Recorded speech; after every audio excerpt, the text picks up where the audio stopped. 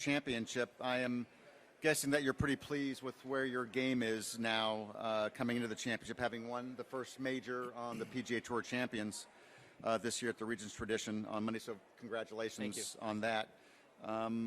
Will we continue seeing you navigating both tours, you think, as we wind up going down the next couple of months? Yeah, I think I'll continue to do what I've been doing and play a little bit on both tours and see where that takes me. But obviously, I shouldn't say obviously, but winning last week has kind of changed my focus maybe a little bit, maybe gearing more towards some of those champion tour majors and trying to win more of those. That was fun. Have never been able to win one of those, so that was a neat experience. But I'm very happy to be here too as well. Very good. So I think we can put on the screen, and I think what we'll see in front of us here are the current standings for the United States Ryder Cup team. We're a long way away, but any surprises, anything that lift your eyebrow when you look at that list? Well, obviously having Tiger up there at the top is a pleasant surprise. It's good to see him playing well again, and winning Augusta was, I think it was I think everybody got a little bit emotional watching that. I mean, if you were able to think back to 1997 when he won his first Masters and getting a hug from his dad, and then to come off the green and to hug his kids, I mean, as a parent, that tugs at your heart a little bit, and I was no different. I thought that was a really cool scene there on the 18th, and happy to see him playing well and at the top. And then, like you said, we're so early in the game here, but all these guys have been playing so well, and it's good to see Jim Furyk in there at 7th place. He's playing well also. So, I don't think there's really too many surprises there, and we still got a long ways to go. Thanks, Steve. Questions, ladies and gentlemen? Microphone one, Douglas. Just curious, Strick, where were you watching the Masters, and was that the first time you cried watching someone else win? I didn't cry, but I did. I watched my wife. She shed a tear, I saw, and my daughters too. I was down in Naples, Florida, and we had taped it, and we all swore to secrecy not to look at our phones before we watched it. So we watched the whole back nine, and we were down there watching it. And Tony Bennett, the Virginia basketball coach, was with us, and so we all were able to watch it together and enjoy it all together. It was fun. Yeah. Microphone number two, Steve. Strix, yesterday, Harrington dropped his captain's picks from 4 to 3. Any thoughts on you doing the same thing, or if you stay at 4, why? It's no. We haven't thought to change that at all. I think our process that we've gone through over the years has worked. I'm comfortable with having the 4 picks. I think it gives us a lot of flexibility on guys in that 9 to 15 to 20 range, and who's playing well. And I think we're happy with what we're doing. Number 2 again. Obviously, you're the captain for the Whistling Straits Ryder Cup, but 4 years later it's going to be here. What have you seen from this course, not only this week, but in your whole career, that's going to suit it really well for the Ryder Cup in 24? Well, I think the fan base is going to suit us really well here. I think the way the New York sporting fans get behind their teams and so passionate about our country and US of A, I think that's going to be a huge advantage for us when we come back here. Let's go 1, and then we'll come back to 2. What was the travel schedule like, just getting from Alabama to here? Any difficulties? Or? No, I got in here, I felt like Nick Saban leaving Birmingham. If you've ever seen Nick Saban come into Birmingham, it's 4 squad cars, multiple police escort, and I was able to get one of those to the airport. So I felt pretty special leaving, and I hopped on a direct plane right into LaGuardia, and I got in, maybe to the house that I'm renting at about 9:30. But pretty smooth trip Monday evening. Back over here on 2. Steve, everyone talks about how difficult this golf course is. Is there one hole or one shot that sort of stands out to you? There's a couple holes out there that stand out to me, those long ones for sure, for a guy like me that doesn't have a lot of length. number 12, I was talking to Kisner on the range. He couldn't hit it to the fairway from that new tee. I guess there's a new tee back there. I haven't seen the course yet at all, but he couldn't get it to the fairway. Whether they use that tee or not remains to be seen, but there's a few long holes, number 7, the other one, number 15 up the hill.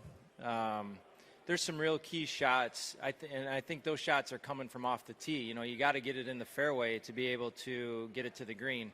So it's playing long, playing much tougher, I guess, if you're going to be driving in the rough. So you got to play from the fairway.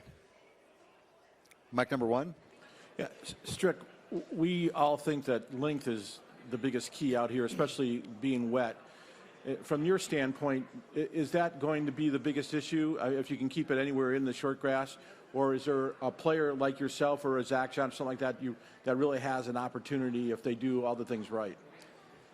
I think putting it in play is going to be a huge deal this week. And like I said, I haven't seen the course yet, but I'm only basing this on what I've heard.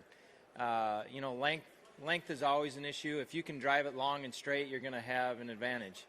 But again, I think guys with moderate length can play if they get it in the fairway. If they can hit more fairways, and typically those kind of players are more accurate. If they can hit it in the fairway and play from the fairway more times, I think that's going to count for something. So, and you're going to have to be spot on with everything. It sounds like your short game. Your long iron play for a shorter hitter like myself, you're going to have to be on. And obviously to win a major or to contend, you're going to have to putt well. So it sounds like you're going to have it all this week. We'll do Steve, Doug, and then Bob. So, Steve, Mike 1, 2. Strix, how much time are you devoting to the Ryder Cup right now? Have you been to Whistling Straits since you were named the captain, and your win this past weekend change your work schedule going forward as far as the Ryder Cup? Haven't devoted a lot of time yet. There hasn't been a huge need yet, just because we're so far away. But there's been things that we've been doing, little things here and there. We've been to Whistling Straits. We were there on a nice snowy afternoon, right after the announcement. So, it doesn't change anything what happened to me on this last weekend going forward. I mean, it's still my number 1 priority is to be prepared for next September and to be ready and do everything possible to get a team that we can win with and that everybody is going to be comfortable with and hopefully get the best golf out of our players. Doug, Mike 1. Strick, if not for the signage and the fact that you're doing a press conference, when you get here, would you, if you were told this was a U.S. Open and not the PGA Championship, would you know the difference? Again, I haven't been out there, but from what I understand, it sounds a lot like a U.S. Open, where driving accuracy is going to be a little bit more of a premium. And then, once that is in play, it's from that point, you're going to have to hit good iron shots. You're going to have a great short game if you miss a green, and you're going to have to putt well. So it sounds like to me you're going to need the whole package for a guy to win here. And what do you recall about 02? Because that was a time in your career where you were not necessarily on the rails, and yet you did pretty well here. Yeah. I look back at my past finishes here, and I've had some. I think I finished 16th or 18th, and then in the low 20s. So, it's one of those courses. I remember one year it rained all the time, or maybe both those years. And then we played a couple of Barclays here too, or one of them I played. I just remember it's, you got to be patient. You make your pars. I think hitting it in the fairway, knocking it on the green, making pars and parring it to death is going to be a good score this week, it sounds like, and which is much like a U.S. Open, to your point. And other than that, that's all I really know at this point. Still on Mike 1. Steve, throughout Tiger's comeback, you always seem to be a believer that that there was good things ahead still. But did you really believe a major win, the Masters, was possible? And was there anything you saw out of him on that Sunday that really stood out? Yeah, I think the reason I was a believer is because I was, I had personal experience playing poorly for a period of 3 times, and came out of that playing better than I ever had in my career. So I believe that anything was possible. I believe that he could win a major again. So I until he does it, you're always wondering if it's possible, but I believe that he could do it. As far as I just see the progression in his game. It seems like, from when he won, even in Atlanta, it looks like he's more comfortable with his game and with himself out there. I think that was the biggest thing I saw, is that he just looked more confident.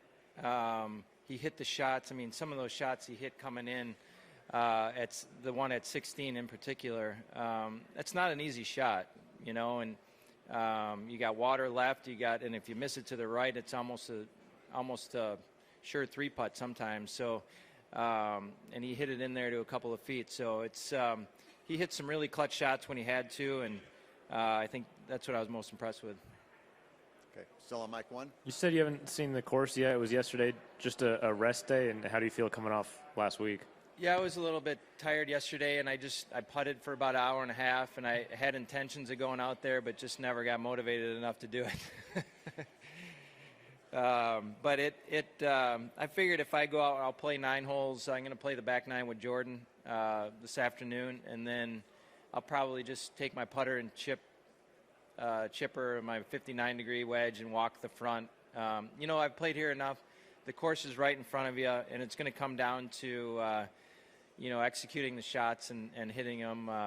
So I'm going to try to conserve as much energy as I can going forward and do that today. Mic 1. You just mentioned Jordan. He talked about being in a slump. You had been at least in one slump during your career. Can you talk about kind of what was it that got you out of it, if there was 1 or 2 things that got you out of it? I think it was the realization that this is what I got to do.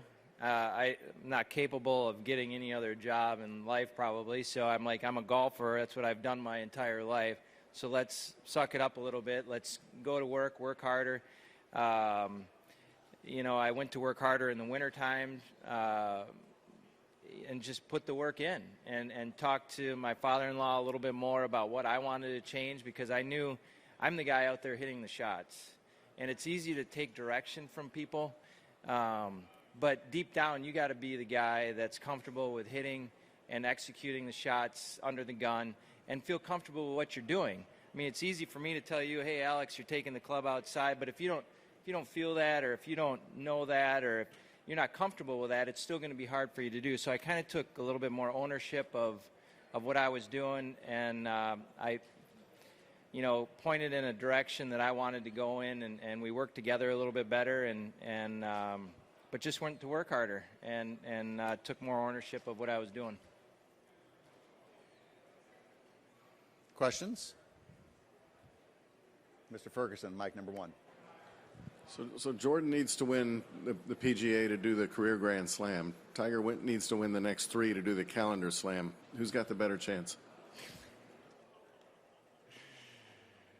Oh boy, that's a loaded question. I don't like. I'm gonna plead the 5th on that one. It's fake news, Doug. I don't know. That's they're both equally as hard. I don't know. I mean, Tiger winning 3 more in a row. I mean, no one's done that, right? So the odds of that, Jordan, I'm sure is trending upward. It sounds like. He sounds like he's moving in the right direction, but I don't know. And on that note, ladies and gentlemen, Steve Stricker. Puts me in that position, doesn't he? Huh? Oh, he's been doing great. Wow, Steve. Write that in capital letters.